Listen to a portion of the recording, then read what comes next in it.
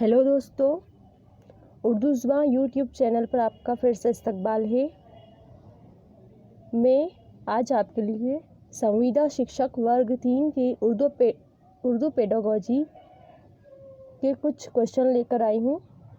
ये question one liner के through है, क्योंकि अगर मैं ज़्यादा लॉन्ग करूँगी तो टाइम भी लगेगा और वीडियो भी बड़ी बन जाएगी, इसलिए ये सिर्फ वन लाइनर ही है। अगर आपको यह वीडियो पसंद आए तो अपने दोस्तों तक शेयर करें ताकि वो इससे फैज़याब हो सकें। मेरा मकसद व्यूज़ बढ़ाना नहीं, जो इल्म मेरे पास है उसे लोगों तक पहुंचाना है।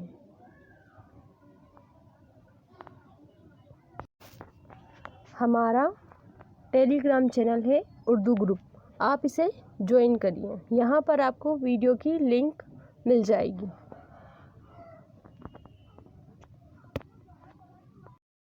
हमारा फर्स्ट है, और जिस तरह से हमारी सीरीज़ चल रही है उसके हिसाब ये 16 क्वेश्चन है। किंडरगार्टन तरीका किसने ईजाद किया? ये इसके मुअज्जिद कौन है? तो इसके मुअज्जिद फ्रोबेल है, जो जर्मनी के रहने वाले थे। किंडरगार्टन तरीके के मुअज्जिद फ्रोबेल हैं। इसके बाद है, इस तरीके में मुदर्रिस को माली, तलबा को बढ़ते हुए दरख्तों और खिलते हुए फूलों के नाम दिया गया है। अगर क्वेश्चन आए कि किस तरीके में टीचर को माली और तालिब इल्म को दरख्तों और खिलते हुए फूलों का नाम दिया गया है, तो हम इस पे टिक लगाएंगे किंडरगार्टन तरीका। इसके आगे है, किंडरगार्टन तरीका 3 साल से 7 साल तक के बच्चों के लिए बड़ा मुफीद है। ये तरीका किन के लिए ज़्यादा मुफीद है? किंडरगार्टन 3 साल से 7 साल के बच्चों के लिए ये ज़्यादा मुफीद है। ये तरीका ज़्यादा महंगा है और खर्चीला है। इसके बाद नेक्स्ट है मॉन्टेसरी तरीका। मॉन्टेसरी तरीके के मुअज्जिद है मारिया मॉन्टेसरी। कौन है मारिया मॉन्टेसरी? ये इटली की रहने वाली थी।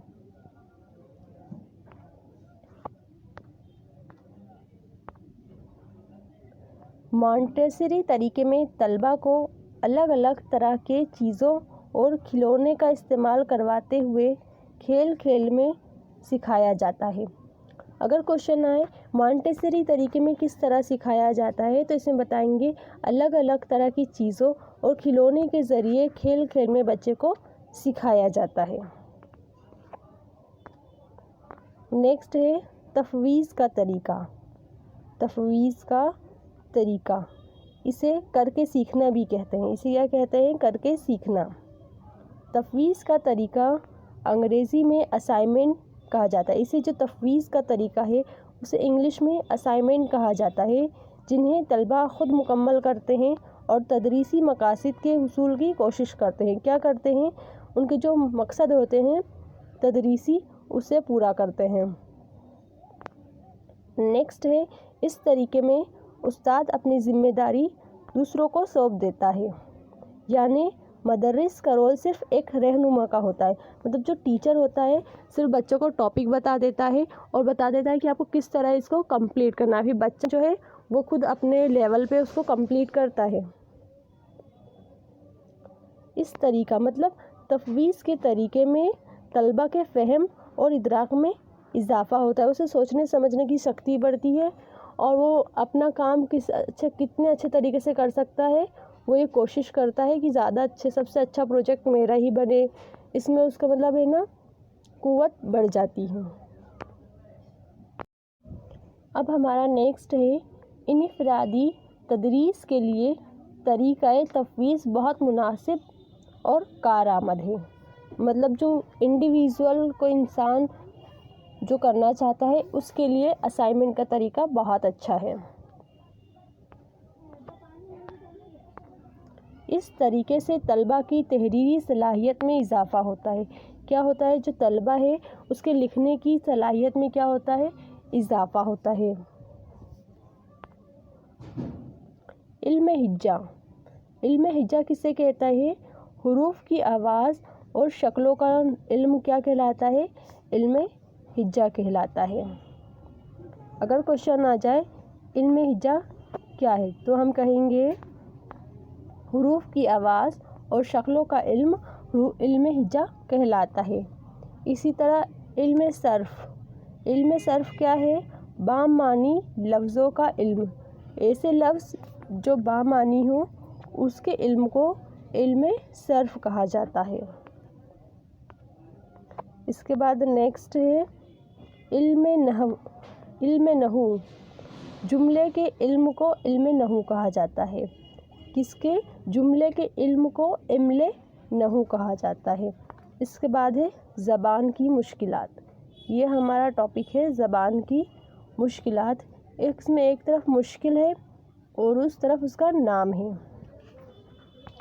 جس سے بہت سارے بچوں کو کچھ پرابلم ہوتی ہے۔ ان میں سے جیسے کسی کو پڑھنے سے متعلق کچھ پرابلم ہے تو اس پرابلم کا نام کیا ہے؟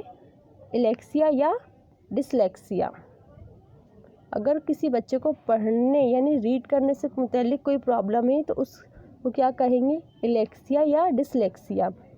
اسی طرح کس بچے کو ریاض مطلب حساب میتھ سے متعلق کوئی سی پرابلم ہے تو اسے کہیں گے ڈسکیلکولیا، جسے کیلکولیٹر سے بنا ہے، کیلکولیٹ کرنے والا۔ کیلکولیٹ کس میں کیا جاتا ہے؟ حساب میں۔ تو اس سے کیا سمجھیں گے ہم کہ حساب سے ریلیٹڈ اگر کسی بچے کو پرابلم ہے تو اس کا نام کیا ہے؟ ڈسکیلکولیا۔ اگر کسی بچے کو لکھنے سے متعلق یا تحریر کرنے سے متعلق کوئی پرابلم ہے تو اسے کیا کہیں گے ہم؟ ڈسگرافیا۔ کیا کہیں گے اسے؟ ڈسگرافیا کہیں گے۔ اس کے بعد ہے لسانی مہارت، مطلب بولنے اور سمجھ سے متعلق اگر کسی بچے کو کوئی پرابلم ہے تو اسے ہم کیا کہیں گے؟ ایفیزیا۔ کیا کہیں گے؟ ایفیزیا یا ڈسفیزیا۔ ایفیزیا کہیں گے یا پھر کہیں گے ڈسفیزیا۔ نیکسٹ ہے حرکی مہارت، مطلب موٹر اسکل ڈس آرڈر۔ حرکی مہارت مطلب موٹر اسکل ڈس آرڈر، اسے کیا کہیں گے؟ ڈپریکسیا یا ایپریکسیا۔ اسے کیا کہیں گے؟ ڈپریکسیا یا پھر ایپریکسیا کہیں گے۔ اس کے آگے نیکسٹ ڈسمورفیا، بھرم۔ اس میں کیا ہوتا ہے؟ کسی بچے کو یہ پرابلم ہوتی ہے کہ اسے لگتا ہے میں بہت زیادہ موٹا ہوں یا میں بہت زیادہ چھوٹا ہوں یا میں سب سے بڑا ہوں۔ اس کو کوئی بھرم کی حالت میں بھرم رہتا ہے، اس بیماری کو کیا کہتے ہیں؟ ڈسمورفیا۔ یہ مشکلات کے نام ہیں۔ نیکسٹ ہے تناؤ اور سست۔ کوئی بچہ تناؤ میں رہتا ہے اور وہ سست رہتا ہے، ٹینشن میں رہتا ہے تو اس کا نام کیا ہے؟ ڈستھیمیا۔ اس کا نام کیا ہے؟ ڈستھیمیا۔ نیکسٹ ہے ہمارا ون لائنر ہے نیکسٹ، وہ اردو لکھنا سکھانے کے طریقے سے متعلق ہے۔ کس سے ہے؟ اردو لکھنا سکھانے کے طریقے سے متعلق ہے۔ اس میں مشرقی مدارس کا قدیم اور مروجہ طریقہ کون سا ہے؟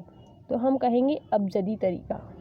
مشرقی مدارس کا قدیم اور مروجہ طریقہ ابجدی طریقہ کہلاتا ہے۔ اس کے بعد ابجدی طریقے میں نامعلوم سے معلوم کی طرف چلتے ہیں۔ کیا ہوتا ہے؟ جو ہمیں نہیں معلوم ہے اس کی طرف سے سٹارٹ کرتے ہیں، جو ہمیں معلوم ہے وہاں تک ہم پہنچتے ہیں۔ اس کے بعد نیکسٹ ہے پستولوجی طریقہ۔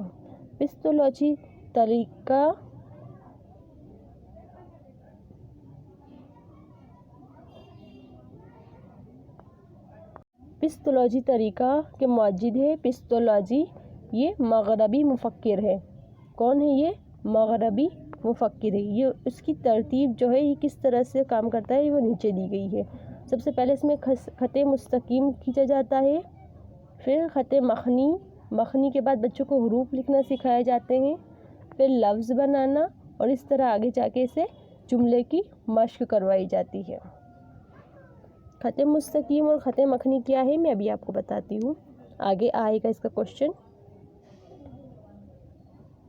پستولوجی طریقے میں پہلے طلبہ کو سیدھی، آڑی اور ترچھی لائنیں بنانا سکھائی جاتی ہے۔ ان لائنیں کا نام کیا ہے؟ خط مستقیم۔ جس طریقے میں سیدھی، آڑی اور ترچھی لائنیں بنانا سکھائی جاتی ہے اس طریقے کو پستولوجی طریقہ کہتے ہیں، اور ان لائنوں کو کیا کہتے ہیں؟ ان لائنوں کو خط مستقیم کہتے ہیں۔ کیا کہتے ہیں؟ مستقیم۔ یہ سیدھی سیدھی لائنیں ہیں، اس لیے اس کا نام خط مستقیم رکھا گیا ہے۔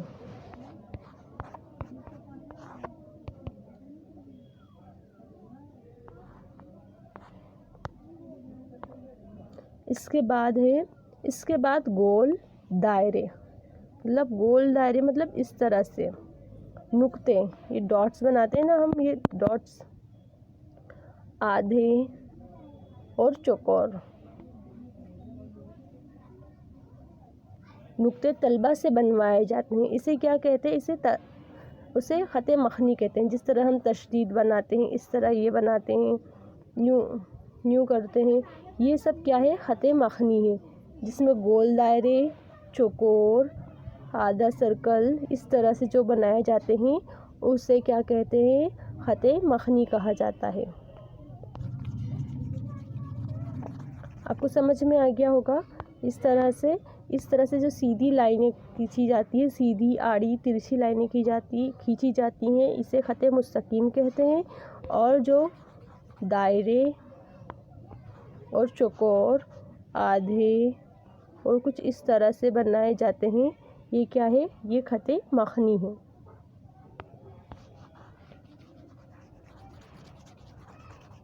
اس کے بعد نیکسٹ ہے اس کی ترتیب۔ سب سے پہلے خط مستقیم آتا ہے، پھر خط مخنی آتا ہے، پھر حروف بنتے ہیں، حروف سے لفظ بنتے ہیں، لفظ کے بعد جملے بنتے ہیں۔ یہ دوبارہ ریپیٹ ہو گیا ہے، ہم نے یہی چیز اوپر بھی لکھ دی تھی۔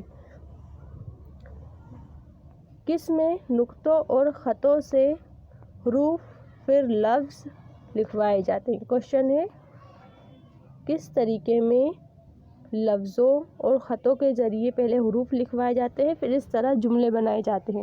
تو اس کا آنسر ہو جائے گا پستولوجی طریقے میں۔ کس طریقے میں؟